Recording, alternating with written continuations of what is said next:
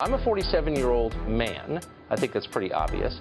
If I were to decide tomorrow that I was a 47-year-old woman, should I be allowed to go shower in a women's locker room? Restrictions on terms like mum, dad, boyfriend, girlfriend are also part of a push to curb the dropout and suicide rates of LGBTQI plus young people. Among certain young people, and this is accelerated by social media, there is this sense sometimes of the way of me making change is to be as judgmental as possible about other people. You're teaching children to hate others because of their skin color, and you're forcing them to lie about other kids' gender. Due to the increase in sensitivity of millennials and Gen Z, we see the rise of cancel culture on a global scale. This has led to arguments of not allowing people to use the word mother, father, and students' birth names in universities and schools, as it is seen as an offensive term to the LGBTQ+ community. The vilification of many Disney classics like Sleeping Beauty and Peter Pan due to accusations of racist and sexist depictions in these films and books. The changing of company names and brands due to racist implications such as Redskins and Coonchies, and many more we see in the news media every day. As a result of the uncontrollable rise of sensitivity and cancel culture, it is vital for young minds to be equipped with wisdom to be able to navigate in these confusing times. And this is why the topic of the right speech this year is: to what extent is the victim mentality responsible for the hypersensitive culture that has allowed the Millennial Generation and Gen Z to accentuate in them, increase egocentricity? Good afternoon, Mr. Powell, Ms. Lam, teachers, staff, and parents. Friends, we have a problem. I am sick and tired of all these entitled millennials walking around like they own the place. And do not get me started on their obsession with calling everyone a racist. Here we go again. Snowflakes, privileged, irresponsible, selfish, and egotistic. These are the words that we accuse the teenagers and young adults of being in our generation. But why, how, and what caused this generation of snowflakes to rise? From the early 1980s, we have seen our society change rapidly. From the first Sony Walkman to the introduction of the iPhone, from confined knowledge to expansive knowledge. Through this progression, we have seen the change from confident, healthy, and independent youngsters to children who are more antisocial, narcissistic, and depressed. But what caused this sudden change for the worse? Well, let's shift our perspective for a moment.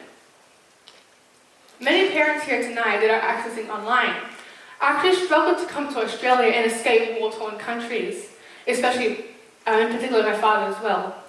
They lived through the Great Depression and even survived the outbreak of AIDS in the 1980s. They had to work hard to give us the opportunity to become who we are today. But are we, as their children, abusing this privilege? Teenagers are so used to getting everything they want in an instant. Just imagine right now. You get your laundry cleaned. You get healthy meals when you go back home, cooked for you. You even get driven to school, when back in the old days, people had to walk to school. I'm sure many of you actually do a better job at controlling your parents than your parents do at controlling you. But what happens when you place this unprepared child in the real world? They melt. They realize, no, they aren't special, they can't get it just because they want it, and that it takes time and energy to succeed. And how is this increase in entitled children impacting our world for the worse? Well, we are seeing immoral leaders. We're seeing young adults who are not fit to be parents. We are seeing record numbers of crimes being committed in the last 20 years, and increased suicidal rates, mental issues, and increased counselling for young children.